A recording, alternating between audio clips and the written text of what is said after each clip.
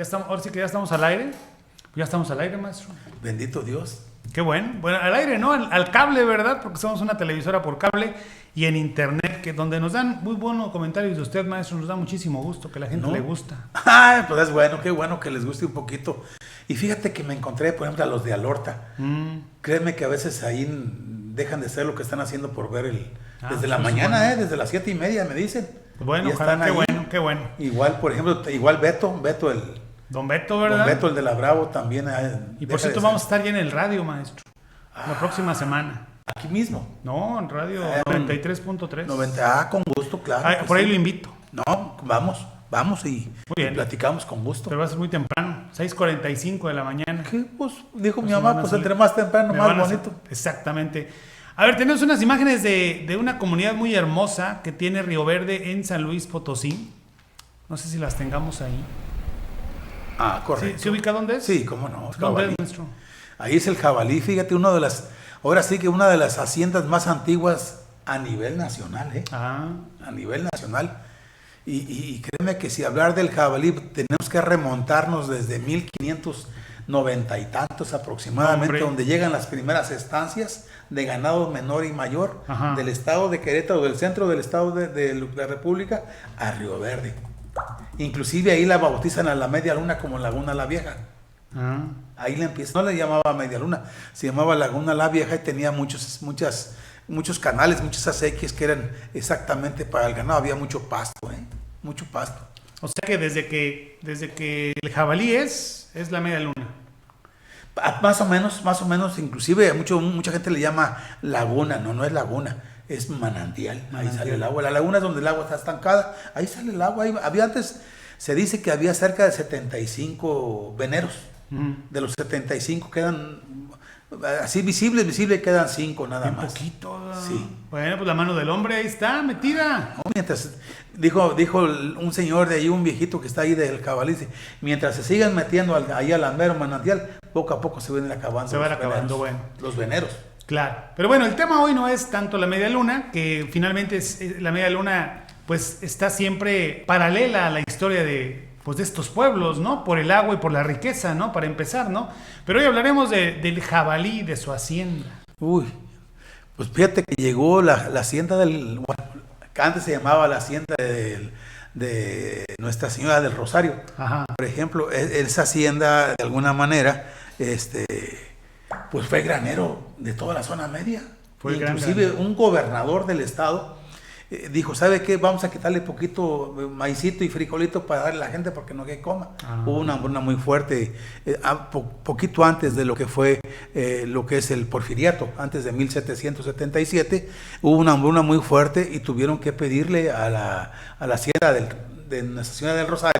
1800, ¿no? 1800, antes 77. Correcto. Recordemos que el porfiriato llega en 1877 y antes del 77, 1800, hubo una hambruna aquí muy fuerte. Y el gobernador de aquella época le pidió de favor, ¿verdad?, a los hacendados que si podían darle maicito y frijolito a la gente para que viviera. Y con mucho gusto se dieron todo el mundo. De ahí dice que de ahí viene la otra riqueza o la segunda etapa de la bonanza como de la hacienda del Rosario. Como agradecimiento. Como agradecimiento, fíjate.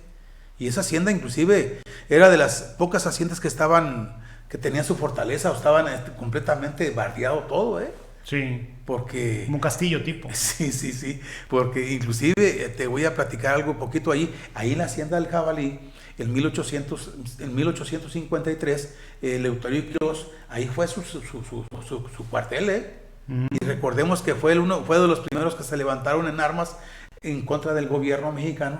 Y al último, en 1859, pues lo fusilan, ¿verdad? Claro. Pero duró varios años a salto de mata en la Sierra Gorda, Eleuterio Quiroz. Y se vino a esconder acá. Ahí vivía, ahí en el Jabalí. Y peor te la voy a platicar. Cuando había época de bonanza, por ejemplo, él inclusive tenía una casa aquí en Río Verde. Aparte la de ahí del Jabalí, que está en la placita de los Olquis. No sé si te acuerdas, ahí está un restaurante por allí, de frente, así está la carretera.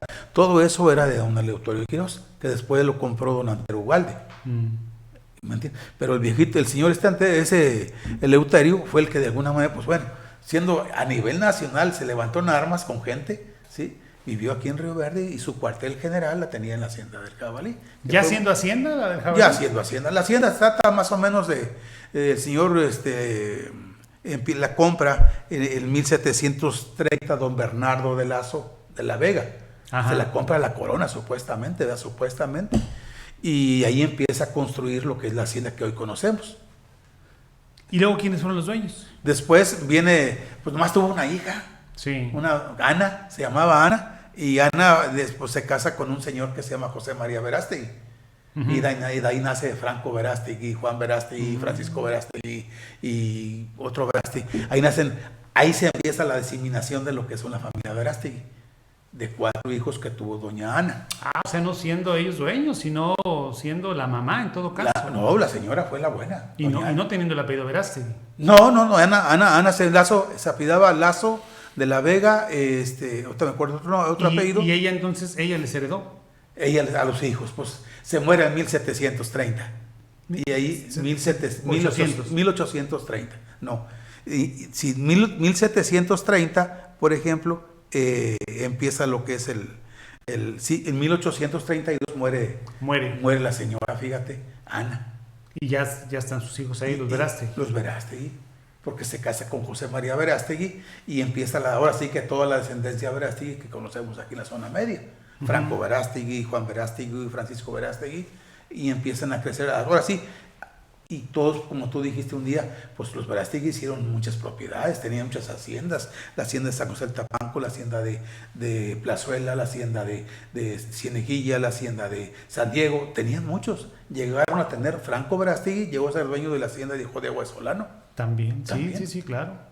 ¿Sí? Pero con ellos hubo la mejor época de esta hacienda, sin duda. No, es que doña Ana, bueno, la hija del Bernardo, la hija era muy trabajadora. Sí, muy trabajadora la señora, y empezó allí de alguna manera a hacer crecer la hacienda. Inclusive las primeras máquinas que había modernizadas a nivel nacional, ahí estaba. La mejor caña que tenía más jugo, más azúcar, por ejemplo, estaba ahí en esas tierras. Las tierras de Jabalí tenían 45,000 hectáreas, no eran poquitas, 45,000. Y hablar de 45,000 hectáreas, no como la de Angostura, ¿te acuerdas que 170 y tantas mil hectáreas? Claro. Aquí 40, a lo mejor estaba chiquita, pero hablar de 45,000 hectáreas, pues no está fácil. Pues todo lo que es el pescado, la loma, Cieneguilla, chupaderos, todos esos pues eran parte de la hacienda.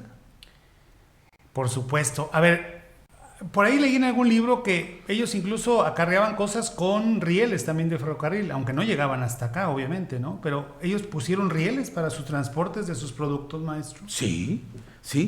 Ahí en la hacienda había 4 trojes, no grandes, inclusive las trojes estaban divididas, maicito, frijolito, algodón, semilla de algodón, y tenían todo bien. Para mí en lo personal fue las haciendas mejor administradas a nivel nacional. Mejor administradas. Sí, con decirte que llegó al hambruna a Río Verde y de ahí sacaron granos para poder alimentar a toda la población. A toda la población. También tenían la tienda de raya, que era muy importante en aquel tiempo, y tenía también su fábrica de alcohol. Que después Paulo Escandón les compra la hacienda, ¿verdad? Y ahí viene el fracaso de la hacienda del Jabalí, porque después en 1925 ya empieza lo que es en sí, en aquel tiempo estaba el de gobernador Fausto Nieto, y él dijo, bueno, vamos a repartir las tierras, y aunque Paulo Escandón, dueño de la hacienda del Jabalí en aquella época de 1890 y tantos, empieza ya, dice, bueno, pues hay que repartir las tierras. Se amparó y se reamparó, ¿verdad? Y no pudo hacer nada. No, ¿esa hacienda no fue afectada por la revolución como tal, maestro? Sí, cómo no. Inclusive Saturnino tenemos que hablar del presidente, ¿verdad? Saturnino Cedillo, por ejemplo, él se encargó de quitarle las tierras a la hacienda, tanto poquita, y eran de los Verástegui, también la hacienda de San Diego, por ejemplo, ¿verdad? Les quitaron tierra para darle a los del refugio. Y Cedillo había hecho una promesa en aquel tiempo a todos sus soldados que le iban a dar tierras buenas, y qué mejor esas, eran de las mejores. Y siguen siendo de las mejores. Pues sí, se pueden comparar, como aquí hemos hablado muchas veces del refugio, ¿no? Que por cierto cumplió aniversario del Ejido, Sí, el refugio Ciudad Fernández. Sí. Pues digamos que el jabalí es una copia del refugio, ¿no? Porque pues está regado por las aguas de la Media Luna, es más o menos la misma ubicación geográfica. Sí. Es lo mismo, ¿no? De hecho, el refugio, yo creo que sin Saturnino Cedillo no se hubiera hecho el refugio. Qué curioso, cosa. Y ahí llevó su gente después. Y no se le reconoce tanto, ¿verdad? No, fíjate que sería buena pregunta, Gil. No se le reconoce al hombre No, pues se reconoce a Zapata. Sí. Que así una cercanía que haya tenido, vaya, con el refugio, pues no. No. Porque pues así como Zapata, sus principios benefició pues a todo México, ¿no? Sí. Porque pues él realmente, Zapata, lo que él hizo, pues nunca se vio metido en leyes. Bueno, la hicieron otras personas, ¿no? Quizás las leyes, ¿no? No, y te voy a platicar algo chiquito.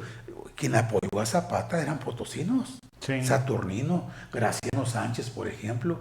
Sí, mucha gente que apoyó, e inclusive creció Zapata gracias a ellos. Exacto. Y la gente no los reconoce a mucha gente, ¿verdad? Como dices tú a Cedillo. Inclusive después que repartió las tierras del jabalí al refugio, pues gente, oye, pues yo dónde voy a leer, decía, dónde voy a irme, y funda lo que es la colonia agrícola 20 de noviembre aquí en Ciudad Fernández. Oiga, pero entonces, ¿será porque era un hombre pues muy pragmático, Cedillo? Fíjate. O sea, era bueno, pero era muy malo, o ¿por qué no se le...? Porque bueno, pues allá en su tierra, pues sí, los homenajes grandísimos, ¿no? Sí, no, una cosa muy hermosa. Pero fuera de Ciudad del Maíz... Mira, si tú me preguntas, por ejemplo, en el caso de Lázaro Cárdenas, estamos hablando de la época de la Guerra Cristera, en aquel tiempo, Cárdenas le encomienda, inclusive antes de que, porque él fue general de la Defensa Nacional, secretario, no sé qué cosa, le encomienda que combate la Revolución Cristera en el estado de Jalisco y Aguascalientes. Y lo hace con éxito, ¿eh? Sí. Lo hace con éxito, porque gracias a Saturnino Cedillo, de alguna manera se acaba la Revolución Cristera. Ajá. ¿Sí? Tampoco le reconocen a Cedillo. Tampoco eso, ¿verdad? ¿No? ¿Por qué, maestro? Vuelvo a lo mismo, muy pragmático que era, o muy bueno o muy malo, ¿se iba a los extremos este hombre o qué? Yo creo que sí, algo tiene que haber, inclusive... Hasta pocos libros han escrito de él, ¿no? Es una lástima, fíjate, pero hay que reconocerle, pues ¿cómo te voy? Lázaro Cárdenas después lo manda a matar el 11 de enero del 39, allá en el Cerro de la Ventana, allá en Guadalcázar, de ser amigos, como vea, cuatachos y la regada, y después, téngale. Y créeme que Saturnino Cedillo tampoco le reconocen, por ejemplo, que no estuvo de acuerdo con la expropiación petrolera. La expropiación petrolera fue una pérdida para México, según Cedillo. Sí. La expropiación de lo que es las minas, lo que es lo de la energía eléctrica, por ejemplo, que en aquel tiempo estaba en manos de españoles, como aquí en Río Verde.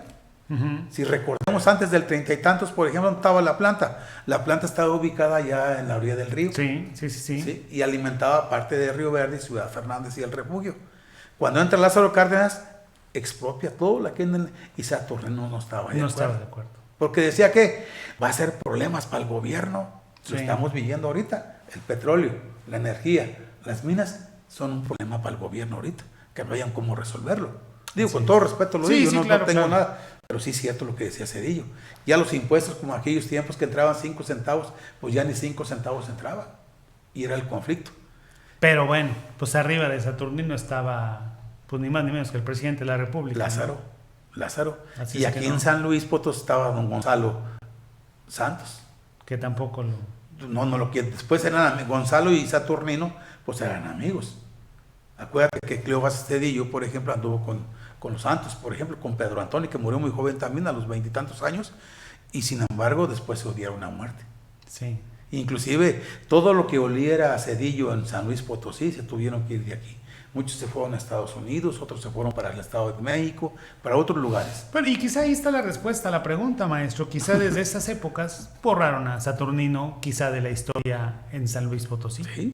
Porque le digo, yo no he leído así grandes textos de este hombre, o al menos no están a la mano, pues, como para poderlo socializar con más personas. Quizá usted, como ya más metido en este asunto, pues se ha leído más textos de Saturnino, pero faltan mucho más.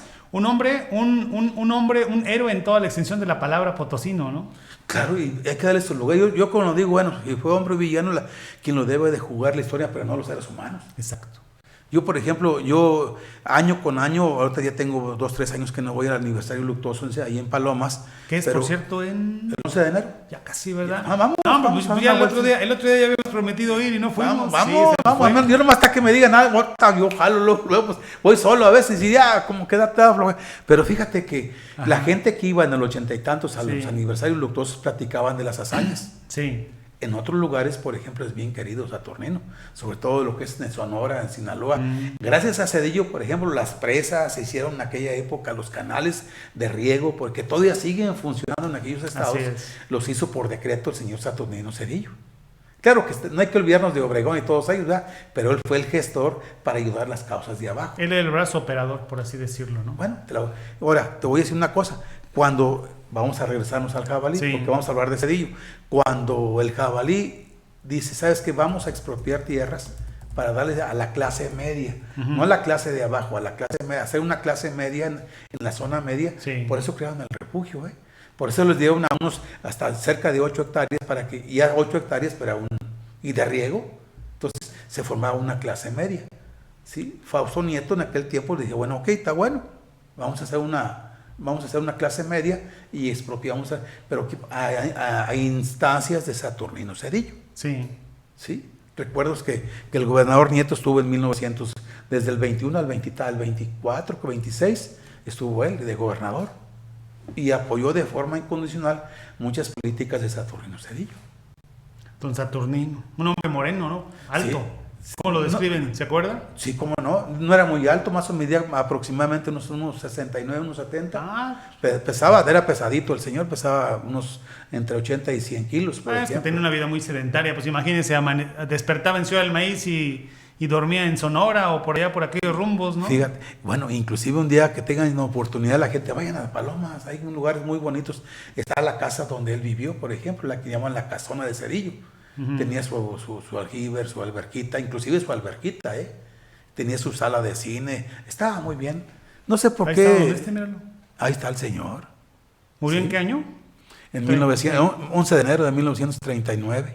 39.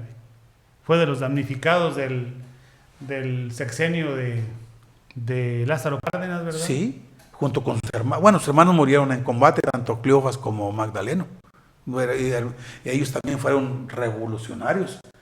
Lo curioso que Saturnino Cedillo en aquella época es uno de los políticos que más, que sí conocía el poder. Sí, claro, lo ejerció, estuvo en todas las esferas del poder, siendo revolucionario, postrevolucionario, y bueno, la verdad es que es uno de los revolucionarios más longevos, maestro, que tuvo la historia de México. Sí. Y ha de ser uno de los últimos muertos de la revolución. Fíjate que a lo mejor tienes toda la razón del mundo ahí, a lo mejor, pero como Saturnino Cedillo no puede. Bueno, está don Gonzalo, Gonzalo también supo lo que es la mierda del poder. Claro. Él gobernó, ahora sí que, acuérdate que los gobernadores del estado de San Luis Potosí, pues don Mateo Hernández Netro, todos ellos eran gente de Cedillo. Los presidentes municipales de Ciudad Fernández, Río Verde, Ciudad del Maíz, Cedillo, eran coroneles, capitanes de Cedillo, como premios, porque no los pudo premiar en su momento, ya de viejo los premia, ¿sí? A todos ellos. Y los presidentes municipales de Ciudad Valle, Tamuín, toda la Huasteca, los ponía don Gonzalo en Santos. Sí, por supuesto. O sea, tenían sus... Dos grandes cacicazgos, ¿no? Ándale, sí, dos grandes. Sí, y son ¿Quién sería más pueblo? Saturnino. Sí, aquel era más elitista. Y no sé por qué lo tengo en el concepto que no quería la zona media, don. Bueno, pues por este hombre, simplemente, ¿verdad? Pues es que también acuérdate que en aquel tiempo, pues ahora sí que la carga es andar el burro. Y si el gobierno quería esto y esto y esto y esto, pues teníamos que obedecer. Sí, aparte de ahí, la muestra es que Saturnino ponía a los presidentes de Ciudad Fernández y dijo... Y de Río Verde. Y de Río Verde, y dijo el señor de los Santos, el señor Santos. Gonzalo N. Santos dijo, pues desaparece Ciudad Fernández, ¿no? Ya para que no pongas a nadie. Ándale, en el 44 pasó eso. ¿Hasta dónde llegaba el odio? Fíjate. Así es. Sí, inclusive dicen que don Pedro, bueno, los capitanes de aquella época de la revolución que vivían a la 20 de noviembre, muchos fallecieron, y muchos se fueron de la 20 de noviembre. Así es. Pues ahí está borrada, de lo que estás platicando. Está borrada la historia luego de repente de este gran hombre que vimos ahí en pantalla, don Saturnino Cedillo, que murió a qué edad, a ver, por aquí tengo el dato. ¿A qué edad moriría? Casi los 49 años. Nació en el 88. No, en el 90. 1890. 1890. Y murió en el 30, muy joven, murió 49 años. 49 años. Pues imagínate que dijo un pelo, quítame 20 a mí y yo también a lo mejor los 49, pero supo vivir la vida muy bien, la disfrutó. ¿Tampoco usted lleva a los 70, maestro? No, tengo 60, ahora sí como 60 y poquitos más. No se le notan hasta 50 y tantos. Ya nos vamos, porque ya nos tardamos. Pues sí, la verdad es que no nos salimos del tema del jabalí. Saturnino Cedillo fue parte fundamental del jabalí, para lo que es ahora. Y el jabalí fue de las islas más importantes a nivel nacional. Así es. Don Bernardo no se pudo haber equivocado en formar ahí una estancia que se llama Nuestra Señora del Rosario. Por supuesto. Y qué triste, ¿no?, que las haciendas finalmente se hayan destruido, estas grandes construcciones netamente mexicanas, maestro. Netamente mexicanas. Pues, ¿cuáles hay? ¿Usted conocerá alguna hacienda en alguna parte del país que haya quedado, pues, al menos en 80-90% de su...? No, les han restaurado últimamente. Por ejemplo, sería bueno platicar ahí, o conocer un reportaje de la hacienda de San Diego. Una de las haciendas, ahora sí que, si uno se introduce a la hacienda, empieza a remontarse a otra época. ¿Más importante la del jabalí que la de San Diego? No, la de San Diego, la del jabalí es mejor. Fue más antigua, más importante, tenía todo. Ahí adentro tenían, igual que la hacienda de Progreso, tenían rastro, panadería, tienda de raya, capilla, tenía su propio párroco, tenía su propia escuela, tenía su propio riego, tenía todo, su propio alcohol, por ejemplo, ellos producían el alcohol, todo tenía, no les faltaba nada. O sea que pudo haber sido un municipio. Sí, cómo no. Fácil. Sí, pues imagínate la loma, el pescadito, ojo de agua seco, el aguacate, esparramadas, pues parte de lo que conocemos acá de San Diego, chupaderos, todo, sí, se podía fácilmente. Y capaz que hasta el refugio, maestro. Pues en aquel tiempo, bueno, a lo mejor el refugio. Pues el refugio era inexistente antes del siglo XX, ¿no?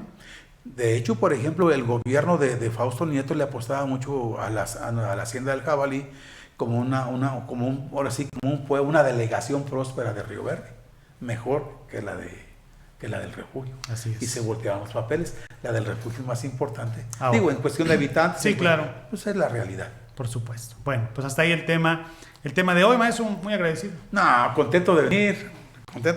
A ver el próximo viernes de semana, que platicamos. Si Dios nos lo permite. Por supuesto, primero Dios. Por supuesto que Dios sí. primero. Lo bueno que hay temas hasta para aventar para arriba. No, claro que sí, platicamos un poquito de todo. El maestro Eduardo Hernández Molinar.